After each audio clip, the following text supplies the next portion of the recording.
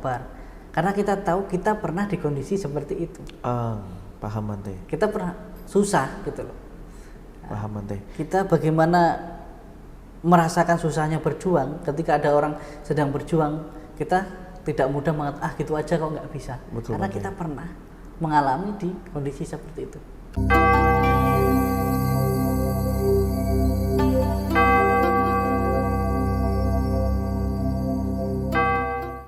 Halo teman-teman, Namo Buddhaya, salam sejahtera untuk kita semua. Hari ini kembali lagi bersama saya, Syabda.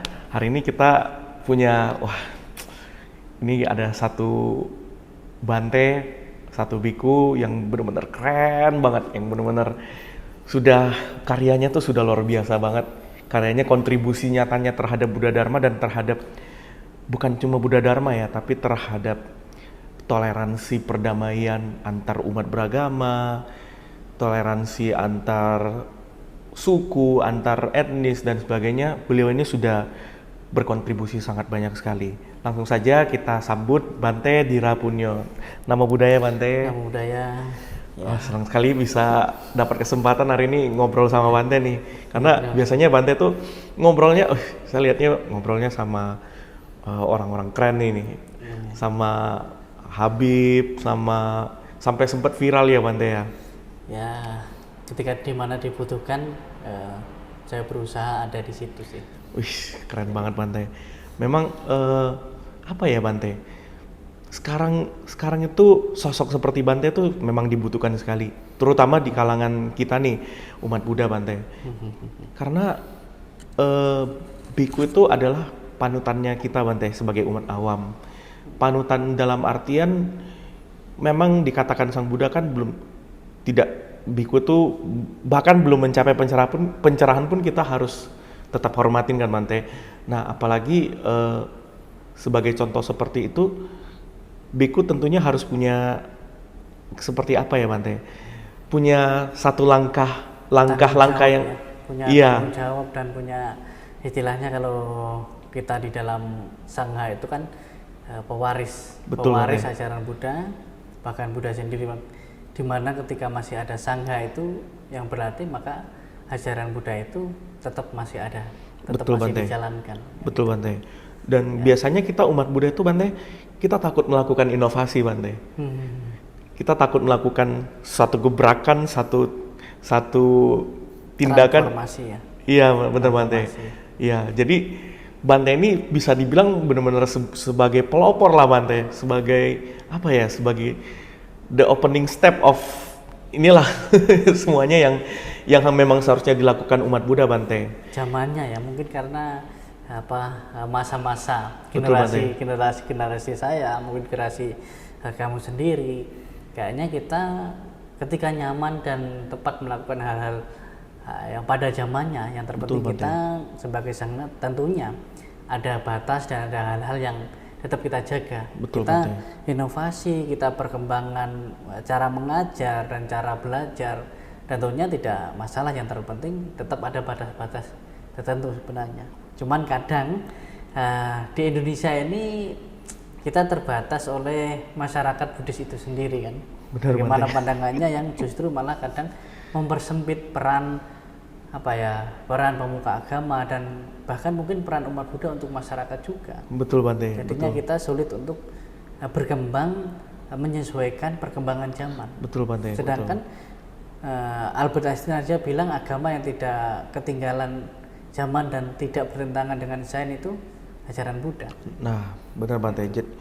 Memang sebenarnya benar kata Bante, yang membatasi itu sebenarnya dari kalangan kita sendiri Bante. Pernah saya lihat satu wihara Bantenya tuh cuma datang baca parita udah.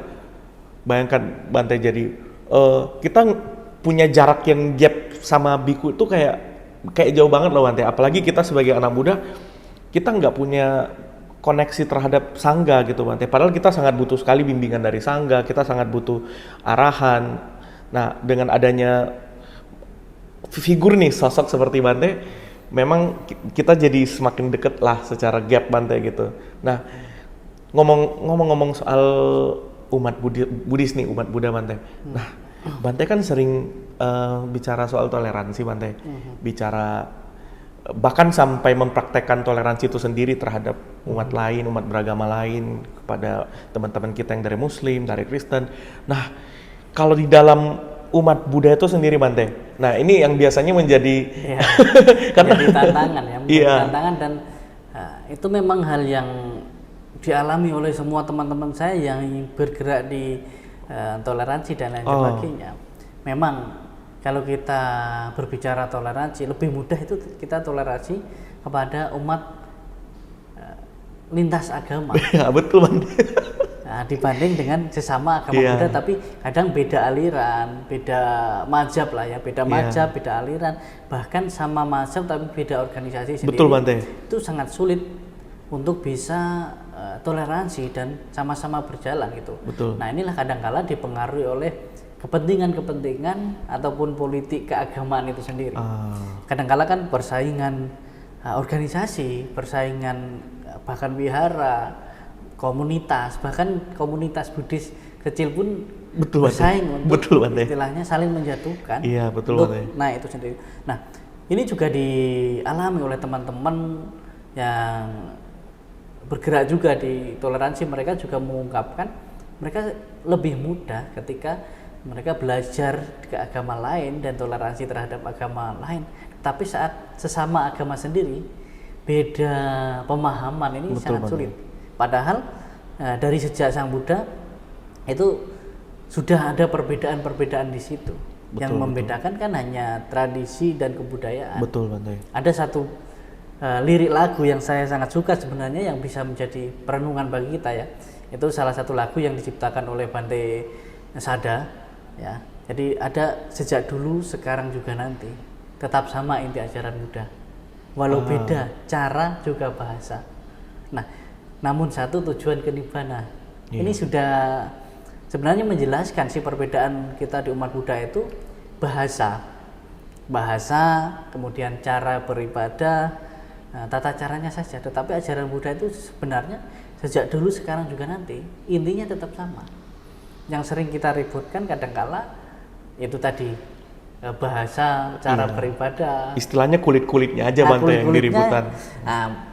Karena sulit untuk saling belajar ya, saling mempelajari.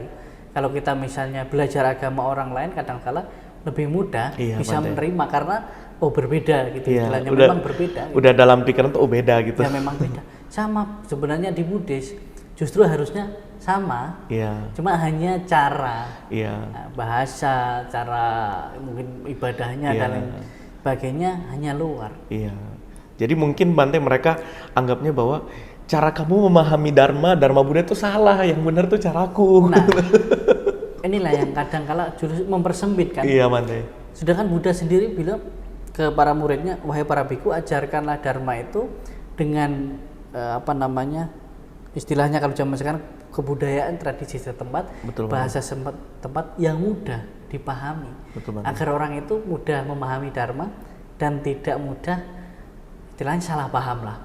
Kalau kita memaksakan diri menggunakan bahasa yang kita sendiri tidak paham, jujur saja ya, kalau saya sendiri, kalau semua itu bahasa Pali, nggak ada yang dalam bentuk bahasa Indonesia atau bahasa Jawa, mungkin banyak kesalahpahaman atau salah mengartikan. Betul, Bante. Nah, kayaknya seperti itu. Jadi ya menjadi tantangan bagi sesama umat beragama itu sendiri untuk bagaimana saling memahami. Sama sih, saya sering kasih contoh, kalau kita istilahnya ada masalah sama tetangga, sama orang lain, itu kita lebih cepat bisa menyelesaikan dan memaafkan. Tetapi kalau ada masalah sama saudara kandung sendiri, sama kakak, adik, lain sebagainya, kenapa kok susah diselesaikan dan begitu lama? Padahal awalnya satu pabrik lah, satu ibu. Betul. Bukankah kita beragama juga seperti itu? Gitu. Iya, betul juga sih, Bante. Itu salah satunya sih. Tadi Bante ada sempat bahas masalah bahasa di Bante. Saya pernah, Bante, ada satu romo lah, Bante, satu pandita. Dia tuh ngeributin bahwa dosa itu bukan kesalahan, dosa itu adalah kebencian. Dosa itu bahasa Palinya kebencian, berarti selama ini kalian salah berbuat dosa, padahal Padahal Bante pas setelah saya research ya Bante, ternyata dosa itu yang sekarang menjadi bahasa Indonesia dosa perbuatan yang salah. Memang bener bahasa Sanskertanya dosa beneran. Sementara dosa dalam bahasa Pali kebencian, ternyata bahasa Sanskritnya dosa. Gitu Bante. Jadi ya kayak gitulah, sekecil gitu Bante. Tapi akhirnya menjadi apa ya Bante? Bisa dibilang duri dalam daging lah Bante. Karena makin lama akhirnya menganggap bahwa bahasa Pali Bante, bahasa Pali itu adalah bahasa aslinya Sang Buddha, ini bahasa paling murninya Sang Buddha, jubahnya Bante Theravada itu yang paling bener lah gitu-gitu. Nah padahal Bante setelah saya riset ternyata, jadi saya dulu Bante ya waktu SMA, saya cerita dikit Bante, saya sangat fanatik terhadap satu aliran. Saya nganggapnya aliran yang saya pegang itu yang paling bener lah, bahkan semuanya saya anggap salah, anggap sesat gitu. Nah akhirnya setelah sekitar 10 tahun lah belajar kembali ternyata semua ajaran Buddha punya benang merahnya aja Bante. Yang benar tadi Bante bilang punya benang merahnya, punya satu kesatuan lah, hanya beda di kulit-kulitnya aja Bante. Nah kalau menurut Bante langkah konkretnya tuh kira-kira seperti apa Bante? Edukasinya atau bagaimana? Ya gimana ya, kalau hal itu kita tidak bisa langsung istilahnya membuat orang lain. Tapi bagaimana ketika kita ada keraguan, ada istilahnya kesalahpahaman terhadap sekte lain, aliran lain di dalam agama Buddha itu sendiri, kita kembali pada Dharma. Gitu. Kita kembali kepada kitab suci. Ya, bagaimanapun pemahaman, apalagi sekarang kan berubah dalam bahasa yang berbeda. Sedangkan Buddhis sendiri di Indonesia, kita itu lebih banyak dipengaruhi oleh tradisi dan kebudayaan Buddhis dari luar. Betul Bante, betul. Kadangkala yang ketika udah ke Indonesia kita anggap yang dari tempat sumber yang kita belajar ini loh yang sebenarnya agama Buddha. Betul. Yang tetapi tidak menilik balik lagi dari sutta, dari winaya, dari abhidhamma, tetapi dari apa yang dipelajari secara langsung di situ. Yang sebenarnya di situ sudah teradopsi oleh kebudayaan tradisi setempat. Kemudian dibawa ke Indonesia, bila mana yang dibawa bukan ajaran Buddhanya, tetapi cara ibadahnya, tradisi, kebudayaan, maka disinilah yang akan membuat bisa dikatakan permasalahan-permasalahan kecil, karena nantinya ketika kamu misalnya bawa ke daerah tertentu, ini tidak sesuai dengan kebudayaan tradisi setempat situ. Tetapi kita memaksakan ini loh yang benar itu.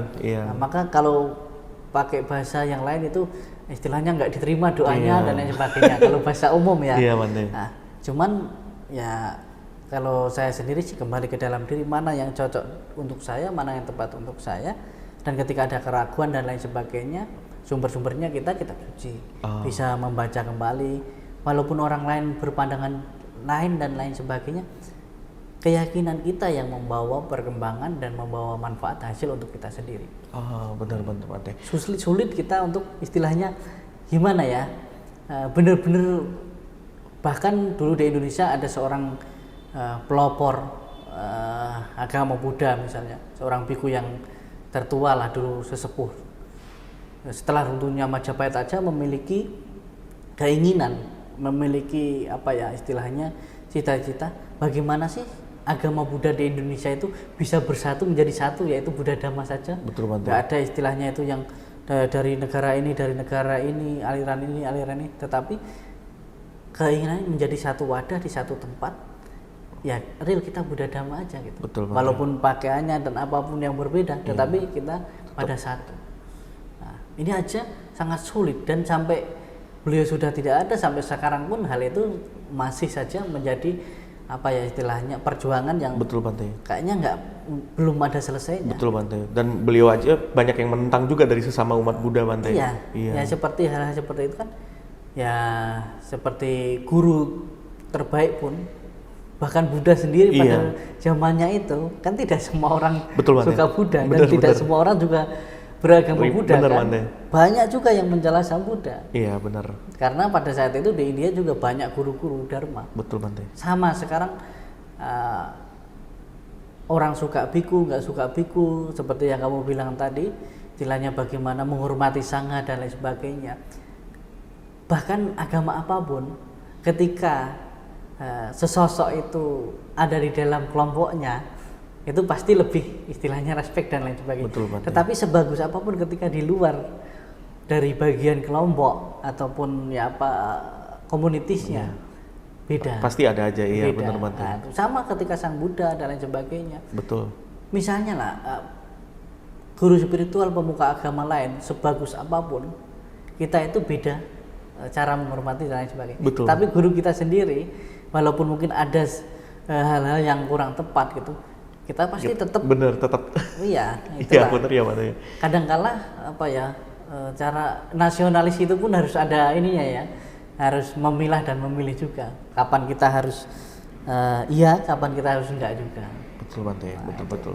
Jadi intinya sangat sulit kalau kita mau benar-benar menyatukan, tetapi bagaimana kita memahami bahwa ada perbedaan. Memang beda. Memang beda Bante. Tetapi bukan iya. berarti kita saling membenci. Betul Itu Bante, aja. betul Bante. Dalam toleransi itu pertama kali yang harus kita sadarkan, yang harus kita kasih paham itu diri sendiri. Ketika kita ketemu orang, ya kita memang beda. Memang beda. Tetapi tidak berarti kita harus bermusuhan, berjarak. Betul dan lain Bante, sebagainya. betul Bante. Nah itu. Nah, memahami perbedaan itu Bante, menerima perbedaan, kan ada yang biasa menerima perbedaan tapi tetap ya tetap gue yang bener gitu. Lu nya salah tapi gue tetap terima, tetap toleransi aja gitu Bante. Nah, tapi gimana ini Bante sesama praktisi Dharma, sesama umat Buddha yang memang sama-sama punya pemahaman sendiri terhadap Dharma gitu Bante. Mungkin maksudnya menerima perbedaan itu adalah bahwa ya cara kita memang beda gitu.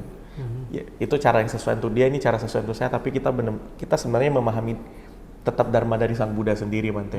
Nah, untuk yang anak muda di Bante, kali aja mungkin ada yang nonton nih ya, anak-anak muda Buddhis gitu. Nah, kan sekarang bisa dibilang kita selalu diandalkan sebagai penerus Bante kan. Kita selalu diandalkan sebagai penerus, cuman ya itulah Bante, ketika kita mau buat inovasi, yang senior langsung enggak lah gitu. Nah, ini loh kadang-kala kita juga harus paham ya. Iya. Zaman-zaman terdahulu tidak seperti zaman kita. Betul. Maka kalau saya sering bilang, kita sebagai remaja Buddhis itu harus menjadi pengais, bukan pewaris. Pengais itu inovasi baru tadi, kita membutuhkan hal yang baru, bukan hanya pewaris gitu. Iya, kita harus menjadi penggerak, bukan penggertak.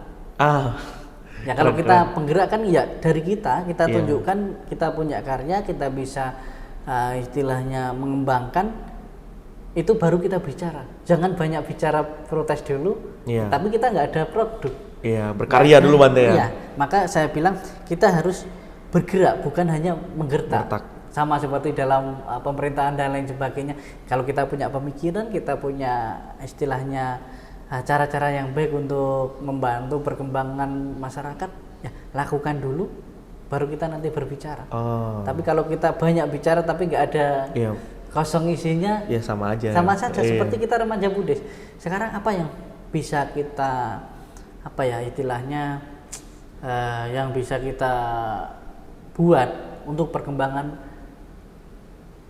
remaja Buddhis itu sendiri, untuk perkembangan umat Buddha itu sendiri? Karya apa yang bisa kita buat, yang kita bentuk, maka itu suguhkanlah kepada masyarakat dan kepada umat Buddha khususnya. Pasti mereka akan betul sih Bante. Kadang-kala bahkan mungkin kita sendiri ke junior kita juga akan seperti itu kalau mereka belum punya karya. Iya bener ya Bante ya.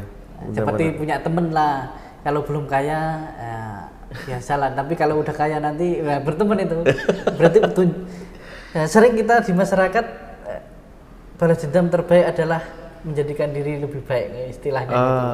Bukan untuk membalas orang lain.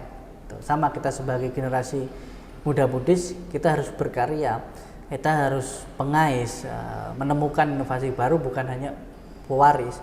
Kita harus bergerak, bukan hanya menggertak. Nah, kita juga harus berkarakter, memiliki karakter ya, bukan karatan ya. Kalau karatan itu merusak diri sendiri dan orang lain. Betul Bante, benar.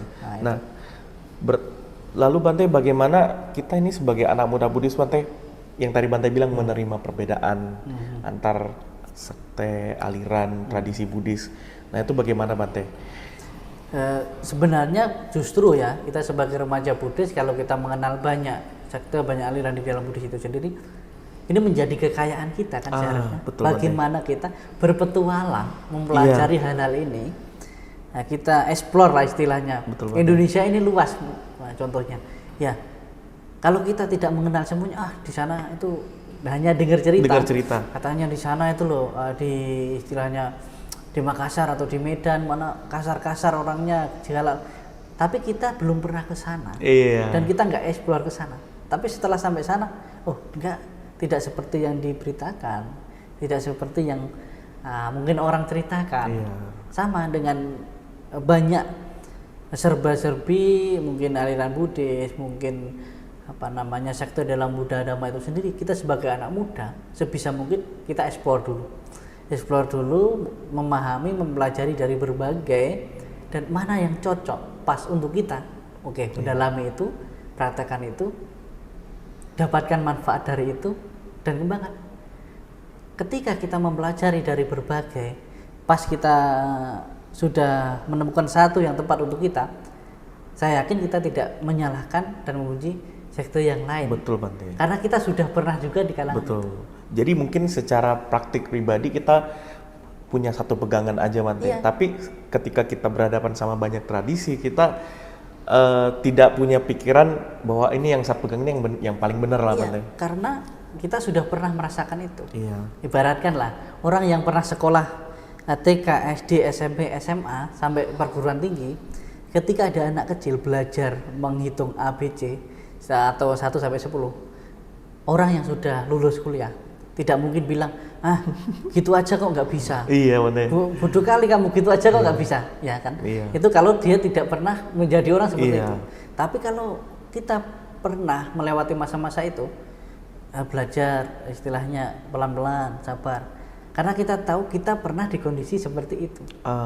Paham, Bante. Kita pernah susah gitu loh. Paham, Bante. Kita bagaimana merasakan susahnya berjuang, ketika ada orang sedang berjuang, kita tidak mudah mengatakan gitu aja kok nggak bisa. Karena kita pernah mengalami di kondisi seperti itu. Betul Sama sekali. ketika kita belajar Buddhis berbagai, saya merasa bersyukur karena saya mengenal dari berbagai sekte Buddhis itu sendiri. Saya juga pernah mengalami hal yang seperti kamu waktu SMA gitu loh. Saya karena memasuk pada satu istilahnya fakultas lah istilahnya kalau di kampus, kita pasti pokoknya punya saya yang benar. Yang lain ini nggak sesuai ini dengan kehidupan gitu. Ditambah dengan gejolak anak muda, Bante. Pokoknya idealis lah. Yang idealis sekali, yang istilahnya kalau di Buddhis itu kalau Theravada itu Theravadin sekali, Mahayanis, kalau Tantra itu Tantrayanis sekali. Betul, Bante. Nah, ketika kita bisa mempelajari 3 hal ini, istilahnya mempelajari ajaran Buddha dari berbagai sekte. Betul, Bante. Pas kita cocok tepat di satu tempat, itu ibaratnya kita sedang makan di meja makan sama keluarga kita, banyak menu, kita cicipi satu-satu dikit, tapi istilahnya ini yang kita saya suka ini sedang di Makassar lah ya. Saya paling suka coto Makassar. Ya, makan yang paling banyak itu. Tetapi bukan berarti yang lain tadi nggak enak. Tetapi saya pas cocok suka ini. Benar, Bante. Sama. Ketika kita memahami itu, maka toleransi dan mungkin dari perbedaan sekte dan lain sebagainya di dalam agama Buddha itu sendiri, kita akan lebih mudah menerima, lebih mudah memahami. Betul, Bante. Maka pesan terutama untuk anak-anak muda Buddhis ya, waktu kita masih panjang, waktu kita istilahnya secara umur lah, ini nggak peduli nanti kita sampai umur berapa kan, nanti ada yang bilang sekarang kan tidak ada yang kekal. Saya bilang ini umur kita yang masih muda, masih lah istilahnya secara logis ya, secara logisnya lah ya kan, banyak kesempatan kita untuk mempelajari Dharma itu lebih luas, maka jangan terlalu cepat menyempitkan pemahaman kita, menyempitkan pemikiran kita, bahkan mengkerdilkan pikiran kita yang seharusnya masih bisa berkembang. Yang kita kerdilkan sedikit langsung kita merasa praktek aja belum istilahnya gitu. Tapi kita menyalahkan yang lain dan lain sebagainya, kita menutup jalan kita untuk berkembang secara dharma, secara berpikir. Tapi mari kita explore dulu bagi anak muda. Saya suka istilahnya kalau orang-orang travel, selagi masih muda jauh pergilah sejauh mungkin, sekeliling, bawa kamera, bawa dokumenter, pergi sejauh mungkin selagi kamu masih muda dan selagi kamu belum banyak beban, belum banyak apa istilahnya tanggung jawab ya. Berarti harus sering traveling nih teman-teman nih. Traveling secara dharma. Secara dharma tadi di beberapa kegiatan Buddhis dan lain sebagainya. Jangan mengkerdilkan diri kita.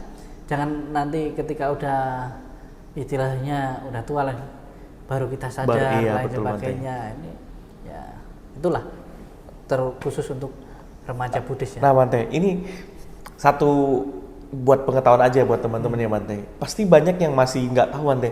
Kok bisa sih jubah Sangga Theravada, Sangga Mahayana, Sangga Tantra itu beda-beda Bante? Ya. Nah, sebenarnya kalau di ruangan ini ada tiga stand ya. Kita lagi di perpustakaan di Arama Mahabuddha Makassar.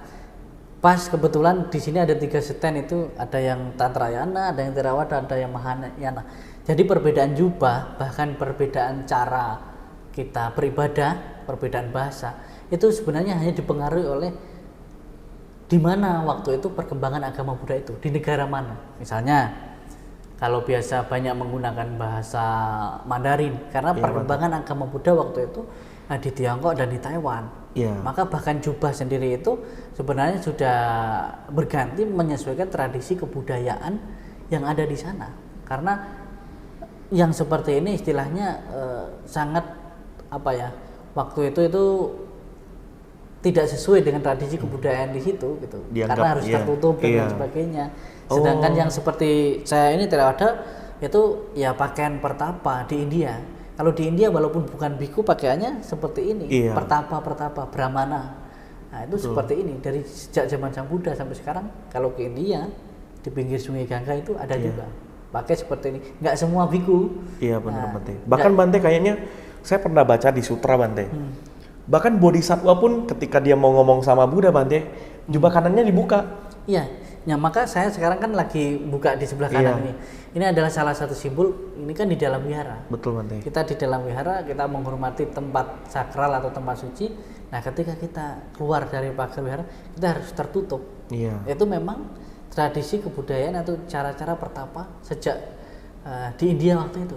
Tapi beda ketika berkembang di Tiongkok. Maka harus pakai baju seperti kekaisaran dan lain sebagainya karena mewujudkan orang suci, mewujudkan orang istilahnya kasta yang tinggi istilahnya. Karena mungkin saat itu Buddhism sangat dihormati sekali, dianggap sebagai agama negara Bante ya di Tiongkok. Sama misalnya beralih lagi ke Tibet yang Vajrayana kan, di sana pakaiannya juga berbeda. Betul, itu juga sangat dekat erat dengan pakaian istilahnya orang asli ya di Tibet, di Bhutan, di sana itu seperti itu.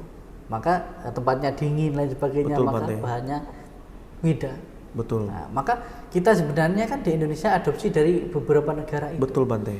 Gak mungkin kan kita kamu pakai ulos, besok jubah saya gantilah warna ulos, warna batik dan sebagainya. Bante.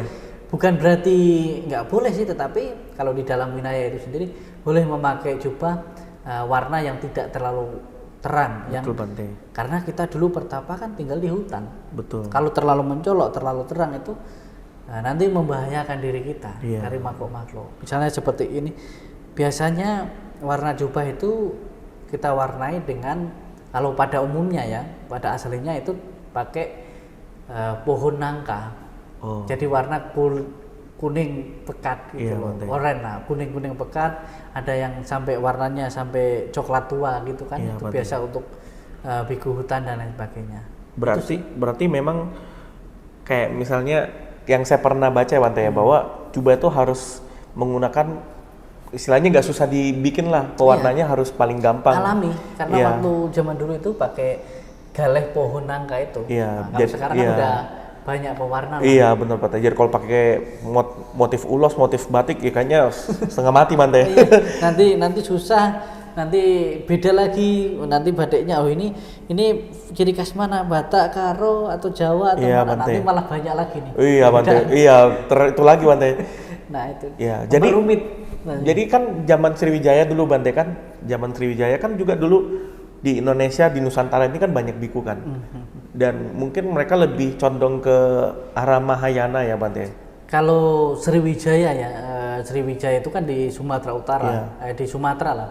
Dulu Sriwijaya, Suwarna Bumi lah istilahnya. Kalau di sana sih secara sejarah itu lebih ke Wajrayana. Jadi Mahayana ke Wajrayana karena banyak dari India dan Tibet.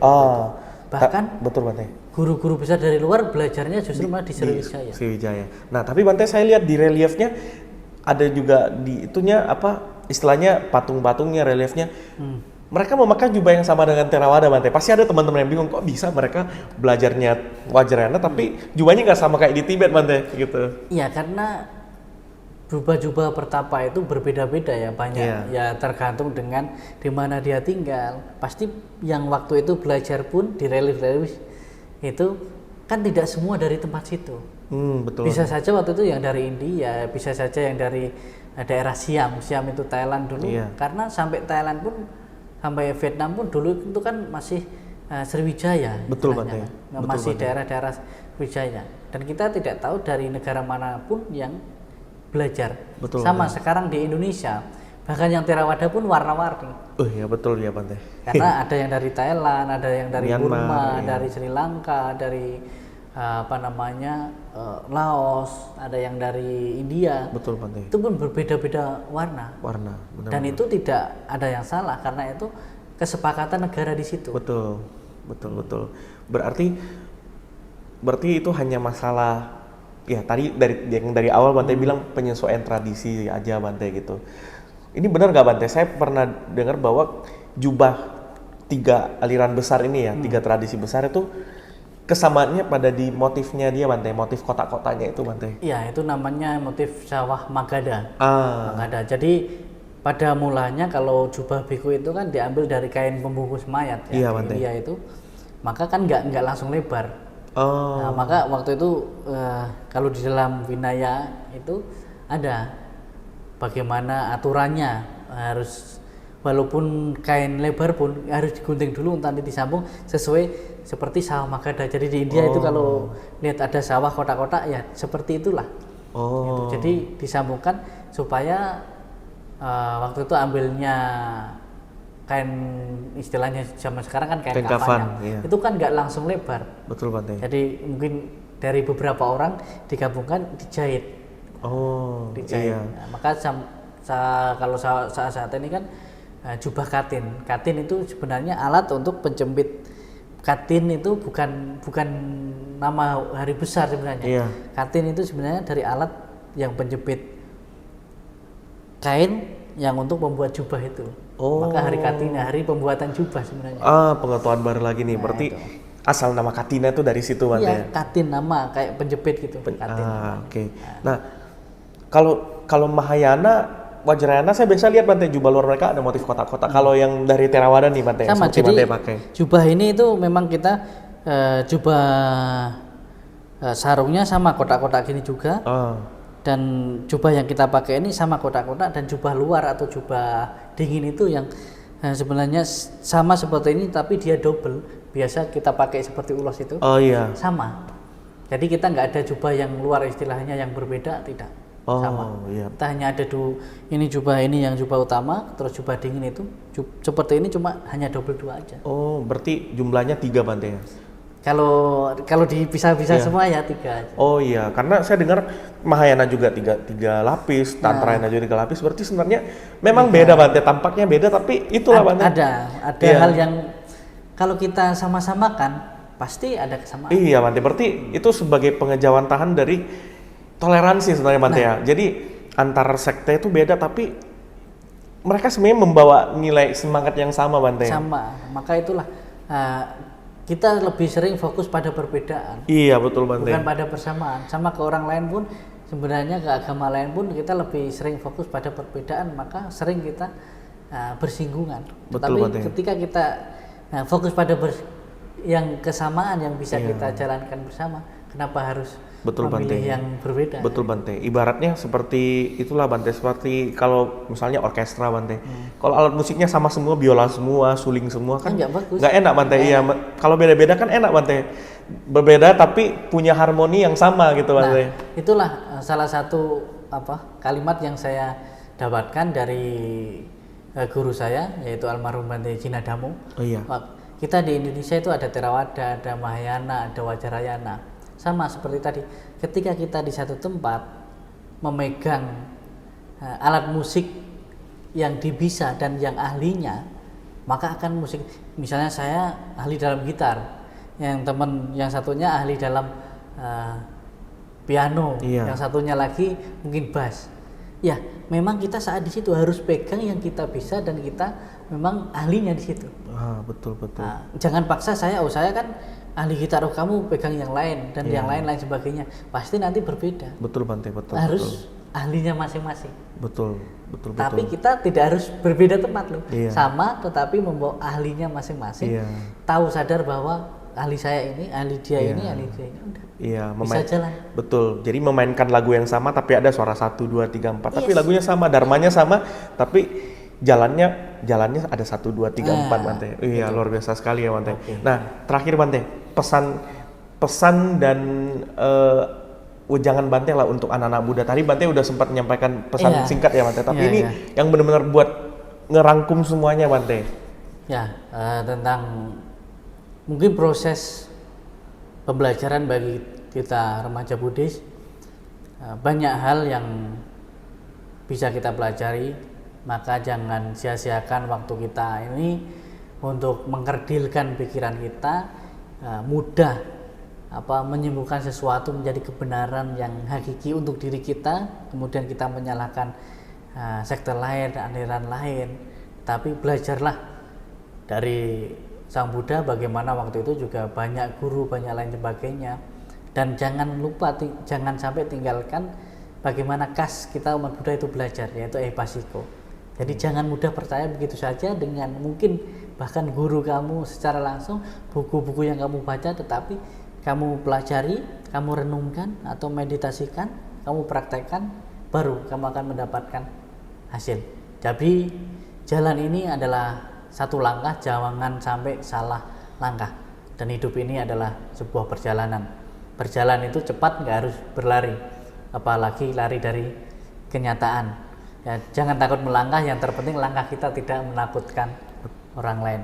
Salam Namo Buddhaya. Baik, terima kasih. Yang penting Ehipasiko sering-sering traveling Dharma. Iya, traveling Dharma. Jadi jangan cuma traveling jalan-jalan doang, healing doang, traveling Dharma juga. Baik, Bante, terima kasih banyak sekali, Bante. Oke, sama-sama. Memberikan saya kesempatan untuk berbincang-bincang, dapat ilmu banyak dari Bante. Karena saya dari dulu udah kagum banget sama Bante. Akhirnya sekarang punya kesempatan bertemu, ngobrol langsung, bisa sampai bikin podcast sampai nggak terasa waktunya, Bante ya. Jadi begitulah teman-teman, kita akan ketemu lagi di episode-episode berikutnya. Saya Syabda, terima kasih banyak teman-teman. Namo Buddhaya, salam sejahtera. Terima kasih, Bante.